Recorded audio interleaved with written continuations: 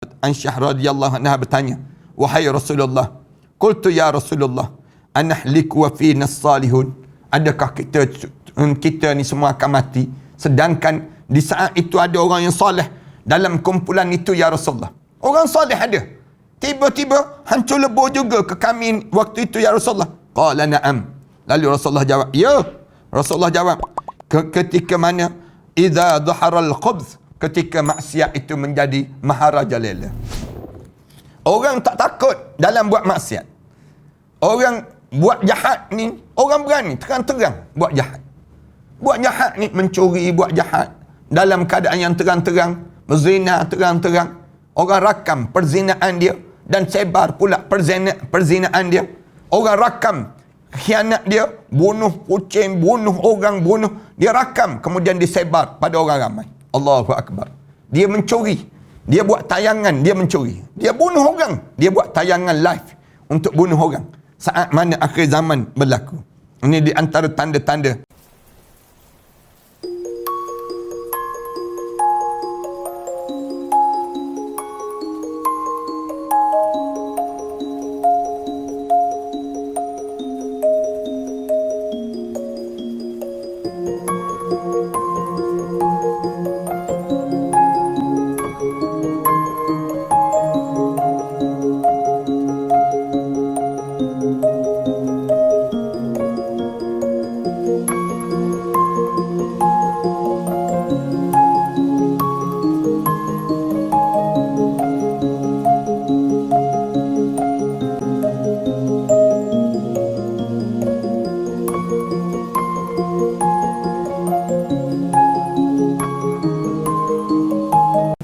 Assalamualaikum warahmatullahi ta'ala wabarakatuh.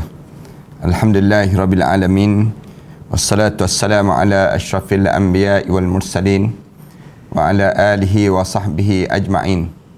Subhanaka la ilma lana illa ma 'allamtana innaka antal alimul hakim.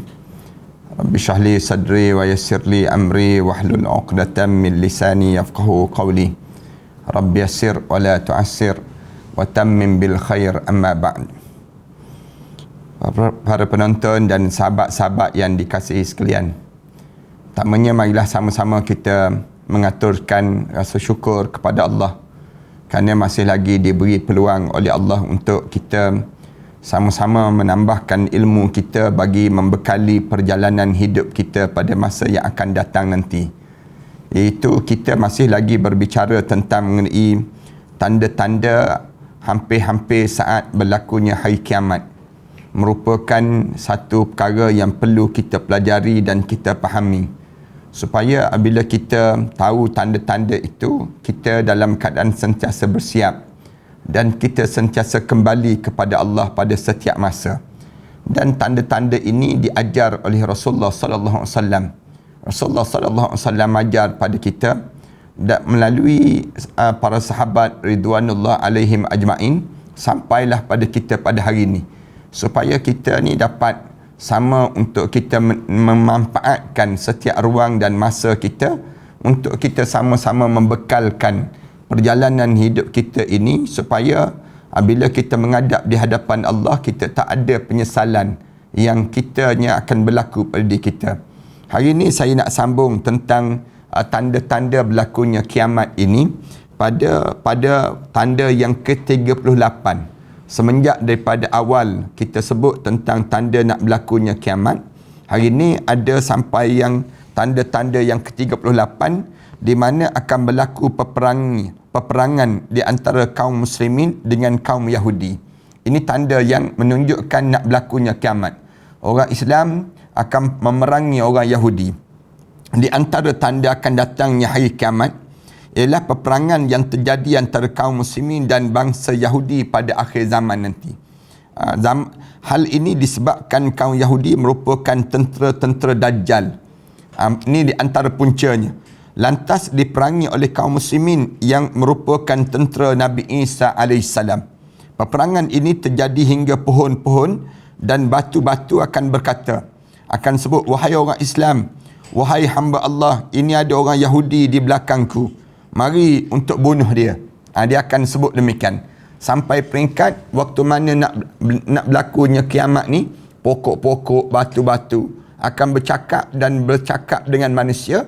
Dia akan sebut kepada yang disebut dengan orang Islam, wahai orang Islam, mari sini, mari. Belakang aku ni ada Yahudi yang sedang bersembunyi, ada Yahudi yang sedang menyorok. Bunuhlah dia, jangan biarkan dia hidup. Ni keadaan yang berlaku.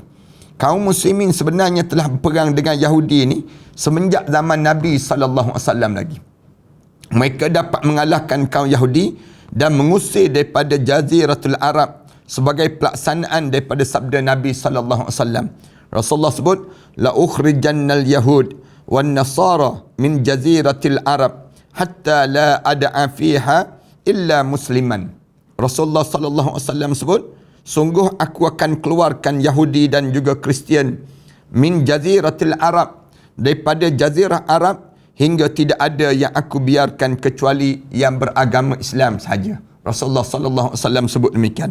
Ini gambaran yang berlaku, yang Rasulullah SAW, sejarah kita dengan Yahudi ini berlaku sejak zaman Rasulullah SAW lagi, di mana Yahudi memerangi Rasulullah, perang lawan Rasulullah, kemudian cuba bunuh Rasulullah, cuba sihir Rasulullah, cuba berbuat macam-macam gaya pada Rasulullah, sehinggalah Yahudi dikeluarkan daripada Jaziratul Arab, daripada yang disebut Mekah, Madinah ini, sehingga kan mereka diharamkan untuk jejak kaki di kota Mekah dan juga kota Madinah, di tanah haram ini. Dua tanah haram ini Rasulullah SAW sebut tak ada seorang pun Yahudi boleh pijak, dan tak ada seorang pun Kristian yang boleh jejak di kawasan itu, yang disebut dengan tanah suci, yang dinamakan dengan dua tanah suci milik orang Islam ini pada hari ini.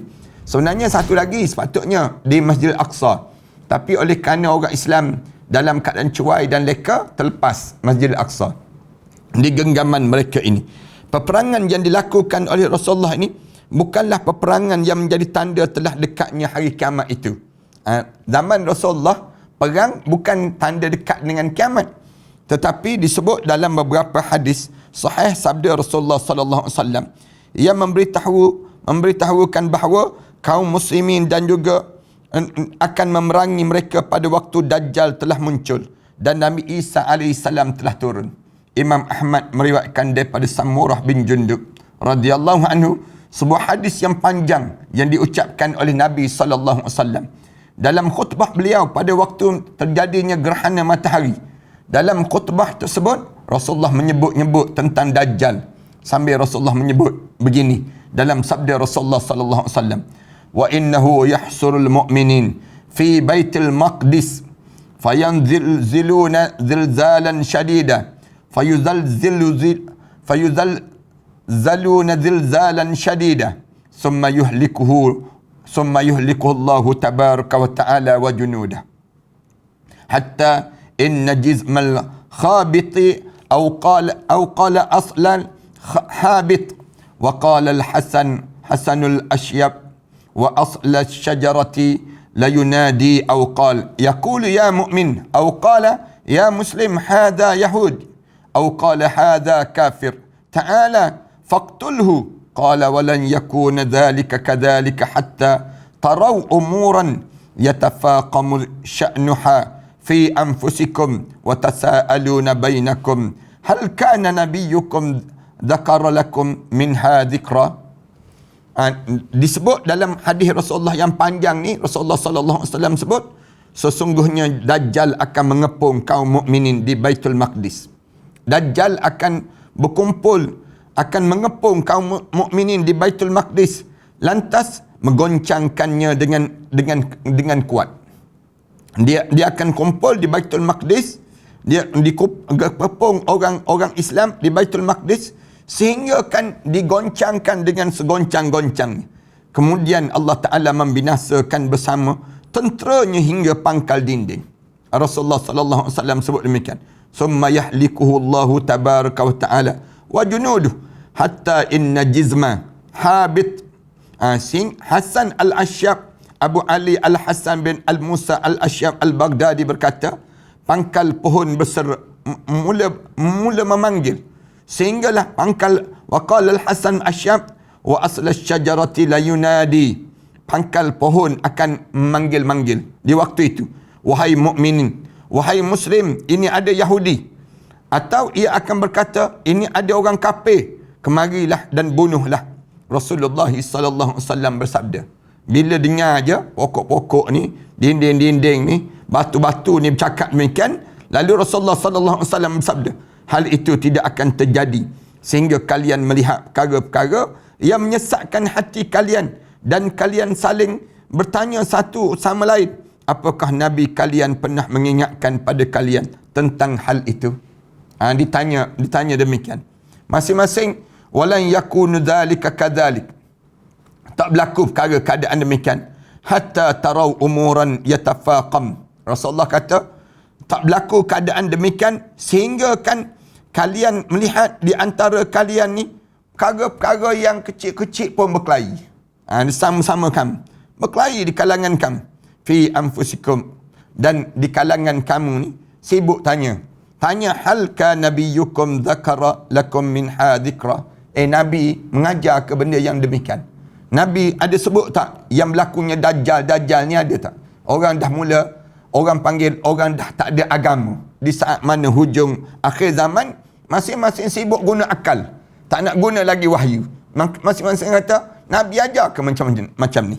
Ni keadaan yang nak berlakunya, datangnya keadaan yang kelam kabut saat yang demikian. Imam Asy-Syaikani meriwayatkan daripada Abu Hurairah radhiyallahu anhu, daripada Rasulullah sallallahu alaihi wasallam bersabda, la taqumus saah hatta yuqatilal muslimun al-yahud. Tak akan berlaku kiamat sehingga orang Islam mula memerangi orang Yahudi. Rasulullah cerita demikian. Tak akan berlaku kiamat hatta yuqatilal muslimun al-yahud. Tak akan berlakunya kiamat sehingga bila? Sehingga orang Islam berperang dengan puak Yahudi. Rasulullah sebut demikian. Kemudian fayaqtuluhumul muslimun. Lalu mereka memerangi balik orang Islam. Kaum muslimin memerangi kaum Yahudi dan membunuh mereka sehingga bersembunyi. Orang Yahudi ni tak takut keadaan demikian, hatta yaqtabiyal yahud min wara'il hajar. Sehingga orang Yahudi itu mula berlari ketakutan di belakang-belakang batu, menyorok di belakang-belakang batu. Kemudian wasyajara fayaqul, dan di belakang pokok-pokok, menyorok di belakang pokok. Takut kena bunuh pada orang Islam. Dah mereka khianat sangat pada nabi-nabi, khianat pada orang Islam, khianat pada sampai satu saat di mana orang Islam ada kekuatan membunuh puak-puak Yahudi pula. Bila demikian, lalu mereka lari di belakang-belakang pokok. Fayaqulul hajar, lalu pokok-pokok ni akan berkata, awis syajar, ataupun batu-batu ni berkata, ataupun pokok-pokok ni berkata, batu pun bercakap, pokok pun bercakap, ya Muslim, ya Abdullah, wahai orang Islam, wahai hamba Allah, hadza Yahudi, ini orang Yahudi, khalfi, yang berada di belakangku, fata'ala faqtulhu, mari pakat datang dekat-dekat, bunuh yang disebut dengan jahatnya Yahudi ini, bunuhnya Yahudi ini.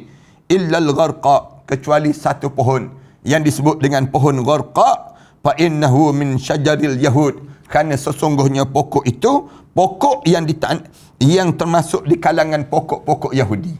Ada sepohon je pokok Yahudi. Selain daripada pokok nama gharqa, selain daripada pohon yang nama gharqa, semuanya pokok-pokok orang Islam, milik orang Islam, dan mereka akan tolong orang Islam bila sampai saat di mana dibunuhnya puak-puak Yahudi ini. Tunggu masa je dipanggil demikian. Hadis ini diriwayatkan oleh Imam Bukhari dan Muslim. Lafaz ini adalah lafaz Imam Muslim. Menurut lahiriah hadis yang kita baca ni, ya, batu dan pokok serta lain-lain akan adalah sebenarnya dalam keadaan sebenar. Hal ini disebabkan peristiwa berbicara benda-benda mati itu telah sah riwayat dalam sebuah hadis tentang peperangan dengan kaum Yahudi ini. Rasulullah sallallahu alaihi wasallam cerita, asal pokok-pokok, batu-batu mana boleh bercakap. Tapi bila sampai saat dia, sampai masa dia tersebut, tiba-tiba Allah jadikan pokok-pokok bercakap, batu-batu bercakap. Kerana apa dia? Ni tanda nak berlakunya kiamat. Dekat dah nak berlakunya kiamat. Hal ini kita telah bicarakan sebelum daripada ni. Jika benda mati dapat bercakap pada waktu itu, tidaklah perlu untuk menggantikan perbicaraan pohon dan batu itu sebagai majas, sebagaimana pendapat sebahagian ulama, kerana tidak ada dalil yang mengharuskan untuk mengertikan lafaz tersebut pada bukan hakiki. Maknanya kita tak payahlah kata yang batu tu ialah manusia, tak perlulah kata yang kayu tu manusia juga, bukannya tak. Rasulullah sallallahu alaihi wasallam sebut jelas, yang bercakap tu batu-batu akan bercakap, manakala kayu-kayu tu, pokok-pokok tu akan bercakap sebut kecuali satu jenis je, pokok yang yang akan menyembunyikan, yang disebut dengan pokok Yahudi. Siapa dia? Pokok gharqa. Pokok gharqa ni saya dipahamkan Yahudi pakak-pakak tanam dah sekarang untuk nak menyembunyikan diri. Konon-kononnya mereka tersebut nak selamat di waktu mana berlaku saja pembunuhan, yang akan berlaku peperangan daripada orang Islam, serang saja Yahudi, di waktu itu mereka lari akan melari. Ingat betul-betul ni, saya nak ingatkan pada generasi yang akan datang nanti, kalau kalian hidup satu zaman nanti, satu hari nanti, ataupun kita, bila satu hari nanti datang saat mana orang Islam mula marah dan juga mula menghancurkan pokok Yahudi, membunuh Yahudi, maka di waktu tersebut hanya pokok gharqa saja, pokok gharqa saja yang menyembunyikan mereka. Batu tu pun akan bercakap, Rasulullah sebut. Manakala pohon-pohon kayu tu pun akan bercakap, sebut, wahai Muslim, ini kafir ni yang datang, Yahudi yang menyorok sekarang ni di belakang pokok, batu-batu dan pohon-pohon ini, bunuhlah dia, jangan biarkan dia hidup. Itu tanda yang ke-38. Tanda yang ke-39, di mana perempuan lebih ramai daripada lelaki-lelaki. Ini tanda dunia nak kiamat, bila semakin ramai orang perempuan daripada orang lelaki. Sama ada ramai itu maksudnya ramai perempuan sungguh, ataupun orang lelaki perangai macam perangai orang perempuan, jadi penakut. Pun ada juga begitu. Ni alim ulama pun ada tafsir demikian. Orang lelaki ada, tapi perangai macam perempuan. Perempuan apa dia? Penakut, tak pertahankan, tak berani mempertahankan Islam. Tiba-tiba sibuk dengan nak mempertahankan perut dia, nak jaga yang disebut kepentingan diri sendiri. Fenomena lebih banyak perempuan dibandingkan laki-laki ini tentunya akan terjadi tatkala mana fitnah, pembunuhan dan huru-hara semakin dahsyat. Bila orang perempuan lebih ramai daripada orang lelaki, bila orang lelaki mati, orang lelaki ramai sangat mati kerana apa? Dia perang, bunuh, dan kemudian huru-hara. Akibat kacaulah perimbangan jumlah laki-laki dan perempuan yang telah diawali sejak zaman Nabi Adam juga Hawa. Hal ini menunjukkan kekuasaan Allah dan keagungan ajarannya serta pengaturan atas urusan-urusan makhluknya. Pada akhir zaman akan terjadi fitnah berupa pembunuhan yang semakin dahsyat, pembunuhan yang semakin teruk kerana perbuatan tangan manusia. Ni bila dunia ni semakin berakhir, berkelahi, perang, membunuh. Di Syria sampai hari ni tak habis lagi. Di Iraq, di Yaman perang, di negara-negara tertentu sedang perang. Perang ni di antara satu sama lain, keseimbangan di dunia menjadi kacau kerana terbunuhnya sebahagian besar kaum laki-laki. Seimbangan tak sama dah. Orang laki dengan orang perempuan, ramai orang perempuan. Iaitu orang yang terlibat dalam peperangan ialah orang laki. Mereka lah yang terbunuh dalam fitnah peperangan, huru-hara dan keributan, bukannya perempuan. Yang terbunuh ialah orang laki. Orang laki yang ramai yang mati. Kerana adanya peperangan itu, dapat disebut bahawa pada saat itu yang tersisa lebih ramai ialah orang perempuan daripada orang lelaki. Dan orang lelaki perang mati, ramai orang perempuan yang ada. Tentu para perempuan juga berada dalam kesesatan. Sebagaimana para suami mereka yang sesat, mereka pun sama sesat. Tetapi bukan kerana mereka ikut dalam peperangan dan pembunuhan, melainkan kerana memenuhi kebutuhan ataupun keperluan biologi dan juga syahwat dengan tidak dilandasi aturan agama. Bila suami tak ada, perangai orang perempuan berubah. Perangai orang perempuan ni jadi berubah terus. Sebab tu orang lelaki menjadi pemimpin pada orang perempuan. Tiba-tiba orang lelaki tak ada. Orang perempuan dia jadi PA lain terus. PA dia tu kerana tidak dipimpin oleh orang lelaki. Bila jadi demikian, dia kerana nak memenuhi biologi tubuh badan dia ni sendiri, dalam keadaan pada diri dia. Dia berzina, dia melacur, dia buat benda-benda yang dilarang oleh Allah. Mereka bergaul dengan laki-laki yang masih lagi tersisa daripada peperangan itu. Orang perempuan ni, bila tengok orang lelaki dia tak ada, dia campur, dia gaul dengan orang lelaki yang masih lagi baki ni, berlaku perzinaan. Digambarkan bahawa seorang lelaki memiliki 50 wanita di saat itu. Tanda-tanda akhir zaman. Seorang lelaki ada 50 betina-betina yang sibuk mengejar seorang lelaki di saat itu. Mereka menemuinya dan berkata, nikahilah aku, nikahilah aku. Orang perempuan ni sibuk pergi jumpa dengan lelaki tu, kahwin dengan saya lah, kahwin dengan saya. Ni nak sebut kahwin tu kahwin lah. Maksudnya apa dia? Zinailah aku. Maknanya stubihilah aku. Katanya mereka sebut. Anas radhiyallahu anhu berkata, sungguh aku ingin menyampaikan kepada kamu satu hadis yang tidak akan disampaikan pada kamu oleh seorang pun sesudahku, iaitu aku mendengar sendiri daripada Rasulullah sallallahu alaihi wasallam bersabda. Rasulullah sallallahu alaihi wasallam sebut, inna min asyratis saah, di antara tanda-tanda nak berlakunya kiamat, an yurfa'al ilm, diangkatnya dan dicabutnya ilmu. Orang jadi tak cerdik. Di antara tanda lah, kita dah sebut dah awal, di mana ilmu terangkat. Orang jadi bodoh. Ramai yang jadi bodoh, ikut hawa nafsu. Kebanyakan manusia memikir cara binatang memikir. Tak memikir cara yang disebut dengan cara Islam yang ajar. Hidup dia boleh makan biawak. Dia boleh tidur dengan najis. Dia boleh tidur dengan anjing. Misal contohnya yang mudah. Maknanya dia dah mula berfikiran dia tu dalam keadaan berfikiran yang tidak lagi dengan ilmu, tetapi didasarkan kepada syahwat pada diri dia. Tanda wa yaksurul jahl. Rasulullah sallallahu alaihi wasallam sebut, semakin ramainya orang yang jadi jahil, yang bodoh-bodoh ni semakin ramai. Wa yaksuruz zina, dan kebanyakan manusia ni dalam hidup dalam keadaan zina. Akhir zaman manusia berzina. Wa yaksurus syarbul khamr, dan manusia ni sibuk minum arak. Minum arak. Dan minum arak ke isak dadah ke pil kuda, macam-macam gaya jenama-jenama yang ada, kebanyakan begitu. Jadi terjadi demikian. Jadi suami orang tapi isak ganja, jadi isteri orang tapi isak ganja. Ada ramai di kalangan kita jadi demikian. Wa yaqillar rijal wa yaksur nisa, dan sikitnya orang lelaki dan ramainya orang perempuan. Rasulullah sebut, hatta yakuna li khamsina imra'atin rahmatul qayyim al-wahid. Rasulullah kata, sehingga kan di akhir saat itu ada 50 orang wanita, hanya terdapat seorang saja lelaki. Daripada 50 perempuan itu, seorang saja lelaki. Yang inilah yang menyebabkan berlakunya tanda-tanda nak berlaku kiamat itu sendiri. Kemudian tanda yang ke-40.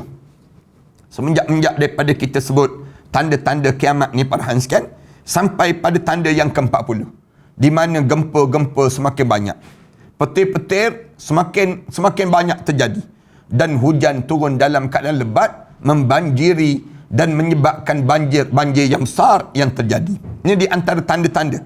Banyaknya peristiwa gempa bumi yang akan terjadi di muka bumi telah digambarkan oleh Rasulullah sallallahu alaihi wasallam. Rasulullah sallallahu alaihi wasallam gambarkan dalam hadis Rasulullah sallallahu alaihi wasallam sebagai tanda-tanda akan datangnya hari kiamat. Tanda datang hari kiamat, Rasulullah sallallahu alaihi wasallam sebut, taqsurus sawa'iq indak iktirabis sa'ah fayusbihal qaum fayaquluna man sa'iqal barihah fayaqulun sa'iqal barihah fayaquluna sa'iqa fulan. Rasulullah sallallahu alaihi wasallam sebut akan terjadi banyaknya kematian, mendekati terjadinya kiamat. Sehingga di pagi-pagi hari satu kaum tanya, siapa yang mati malam tadi? Bangun tidur tu, Rasulullah sallallahu alaihi wasallam cerita, orang celik-celik mata sibuk tanya, siapa yang mati semalam? Mereka menjawab, si fulan dan si fulan telah mati. Orang ni mati. Tanda berlakunya hari yang disebut dengan hari kiamat. Rasulullah sallallahu alaihi wasallam bersabda lagi, la taqumus sa'ah hatta yumtiran nas mataran la tukinnu minhul buyutul madar wa la takun minhu illa buyutus sya'ar. Rasulullah sebut kiamat tidak akan terjadi sehingga manusia dihujani hujan-hujan yang rumah-rumah tembok tidak dapat melindungi daripadanya, kecuali kemah-kemah yang berada di tengah-tengah padang pasir yang menyelamatkan mereka. Rasulullah sallallahu alaihi wasallam sebut, la taqumus saah, tak akan berlaku kiamat hatta yumtiran nas matran la tukinnu minhul buyutul madar. Mana-mana rumah-rumah yang teguh-teguh tu ranap dengan hujan yang lebat, kemudian mengaruskan arus deras, menghilangkan rumah-rumah mereka tersebut. Wala takun minhu, mereka tak boleh tinggal illa buyutus sya'ar, kecuali dalam kemah-kemah di tengah-tengah padang pasir jauh sikit, ataupun di atas gunung saja. Di saat itu barulah lalu mereka boleh selamat.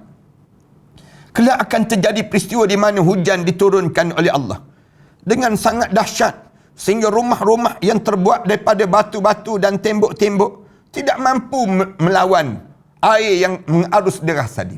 Rumah-rumah yang kuat, sementara itu kemah-kemah bertahan melawan dahsyatnya gemparan ataupun gempuran hujan, kerana kemah-kemah itu lentur dan terbuat daripada kain.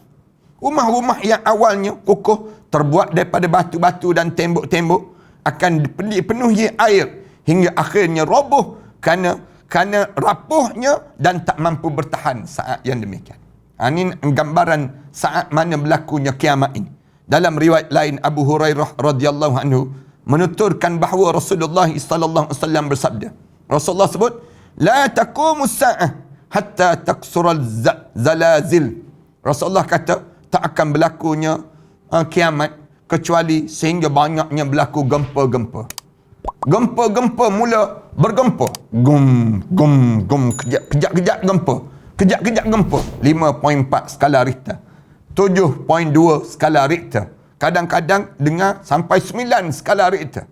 Nak sebutnya gambaran gempa-gempa yang mula berlaku. Tanda nak berlakunya kiamat, yang Allah Subhanahu Wa Taala nak tutup alam ini sendiri. Selain itu, ramai orang yang ditenggelamkan ke dalam muka bumi. Diubah raut wajah mereka. Tanda-tanda nak berlaku kiamat. Wajah-wajah berubah dan dilempari dengan batu. Sebagaimana riwayat daripada Aisyah radhiyallahu anha bahawa Rasulullah sallallahu alaihi wasallam bersabda, yakunu fi akhir ummah khasfun wa maskhun wa qadhbun. Qalat qultu ya Rasulullah anahliku wa fina as-salihun. Qala na'am idza dhahara al-khubz. Rasulullah sallallahu alaihi wasallam sebut, akan sampai saat akhir umat aku, di mana pada akhir umat aku yang ditenggelami dalam bumi. Rasulullah sallallahu alaihi wasallam sebut, ada yang tenggelam khasfun wa maskhun, dan juga ada yang diubah raut wajah dia. Ada yang wa qadhfun, ada yang dilempar batu-batu. Maknanya lempar fitnah-fitnah pada tu badan dia.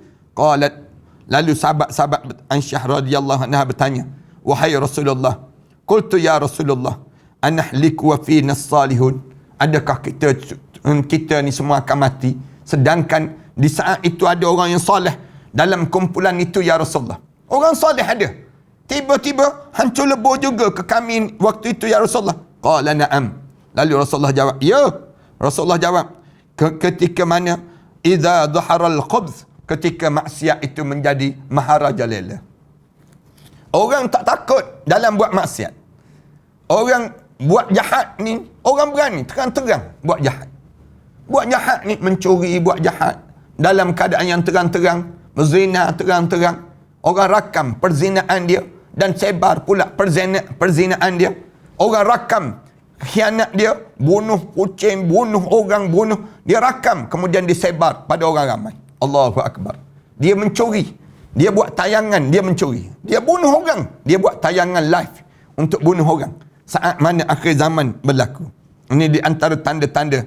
Dan tanda yang ke-41 lagi, bulan sabit terlihat lebih besar daripada yang disebut dengan yang terakhir. Bulan akan terlihat lebih besar daripada biasanya, sehingga dengan melihatnya manusia jadi pelik. Bulan tu jadi besar. Kita tengok di bulan tu, biasanya bulan kita tengok biasa-biasa, tiba-tiba bulan jadi besar. Bulan tu jadi besar daripada biasa.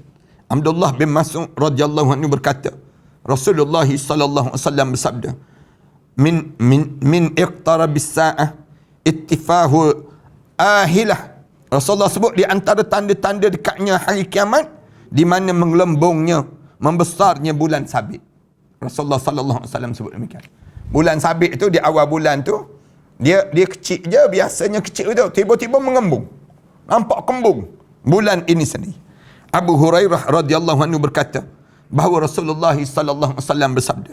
Rasulullah sebut, qala Rasulullah sallallahu alaihi wasallam, min iktirab bis sa'ah an yura hilalu qabalan fayuqal ibnu lailatain. Di antara tanda telah dekatnya hari kiamat, telah mengembung, membesar bulan sabit, hilal ini sendiri, dan hilal tanggal 1 dikatakan tanggal 2. Bila kita tengok bulan ini sepatutnya 1, tapi dianggap 1 hari bulan, tapi bila tengok 1 hari bulan tu orang kata macam 2 hari bulan.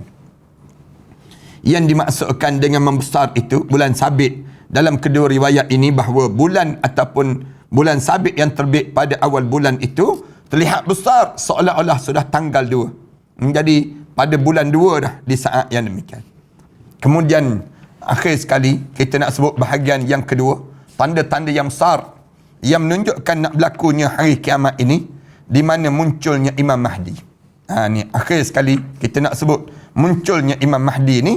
InsyaAllah kita akan sambung dalam perbincangan dalam Imam Mahdi ini. Khusus kita akan cerita tentang Imam Mahdi pada perbincangan yang akan datang nanti. Dan kita akan cerita mengenai bagaimana perlawanan dengan Dajjal, dan bagaimana keadaan yang berlaku di saat mana timbulnya yang disebut dengan Imam Mahdi, dan juga ciri-ciri Dajjal, dan juga bagaimana keadaan Dajjal itu sendiri menjelang kemunculan Dajjal, macam mana keadaan dia dekat nak berlakunya saat mana Allah nak tutup dunia ini.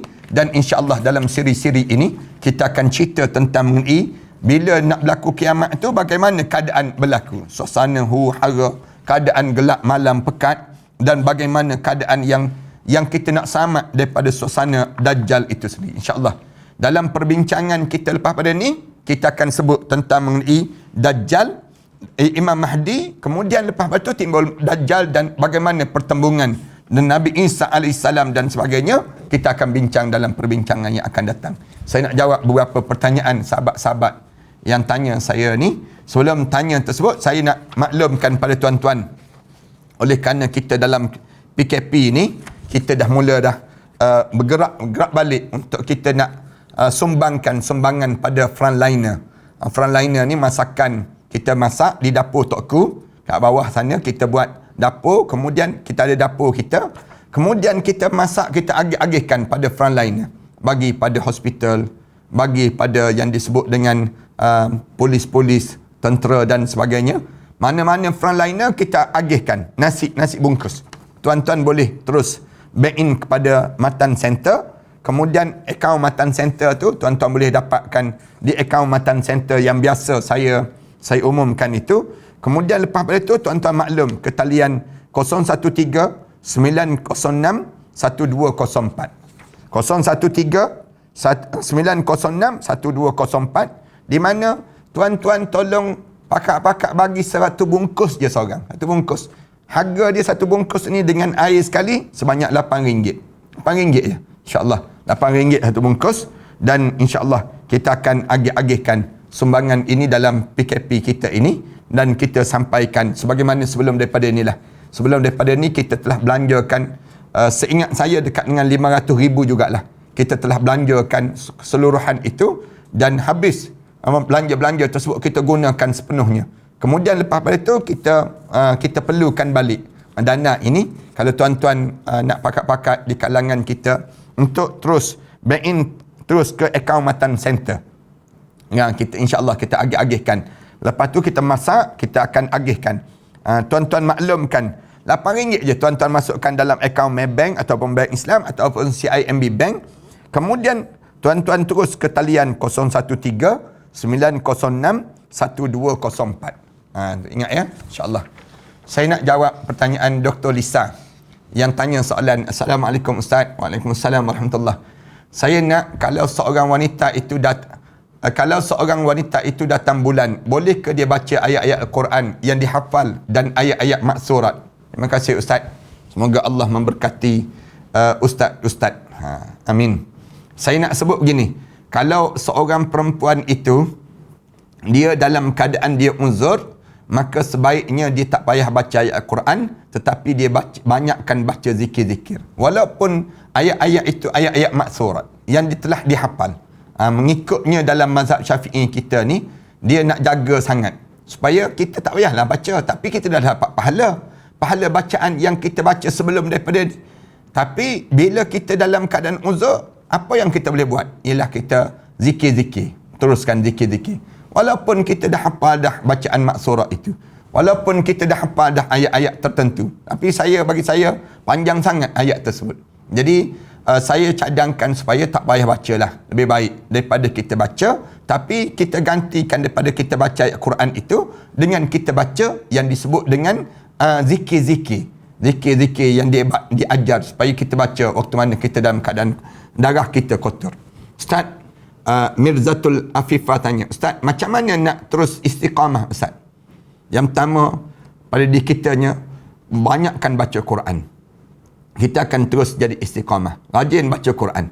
Yang kedua, dalam hidup kita berkawan dengan orang-orang yang hati dia hati akhirat.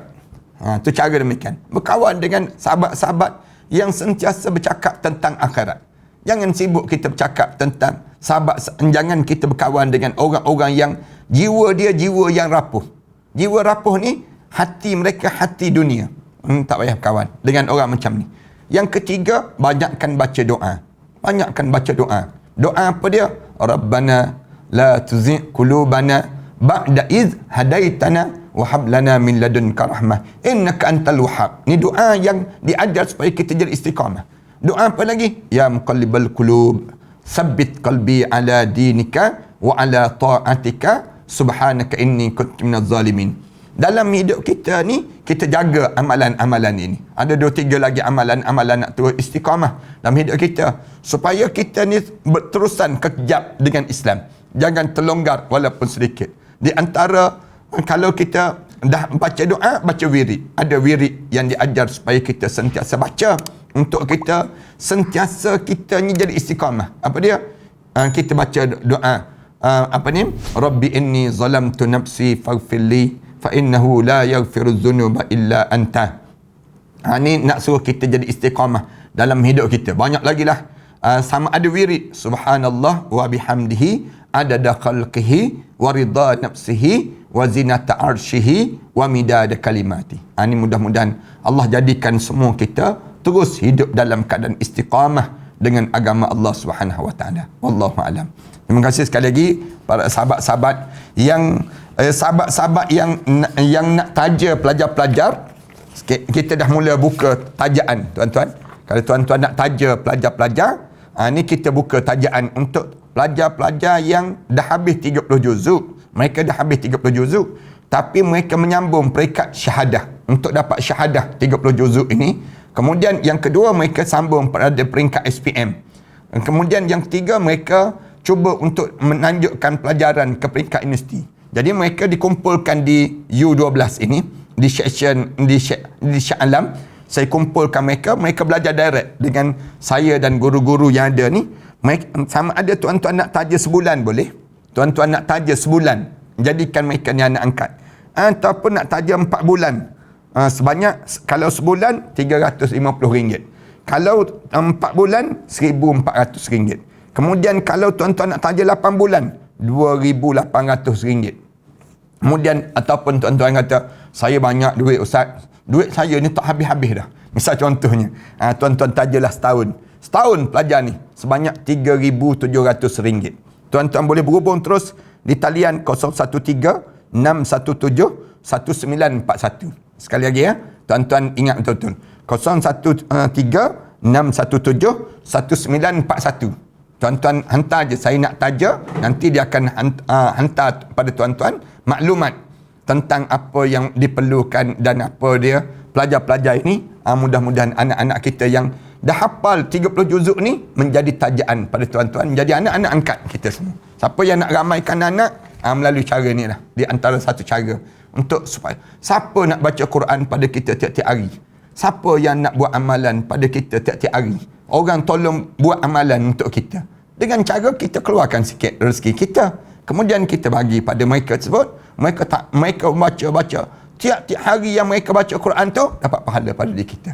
Itu cara demikian. Mudah-mudahan Allah berkati dan Allah rahmati semua di kalangan kita. Aku qouli hadza astaghfirullah li wa lakum. Wassalamualaikum warahmatullahi taala wabarakatuh. Bismillahirrahmanirrahim. Alhamdulillahirabbil alamin. Wassalatu wassalamu ala asyrafil anbiya'i wal mursalin wa ala alihi wa sahbihi ajma'in. Rabbana iftah bainana wa baina qaumina bil haqq wa anta khairul fatihin.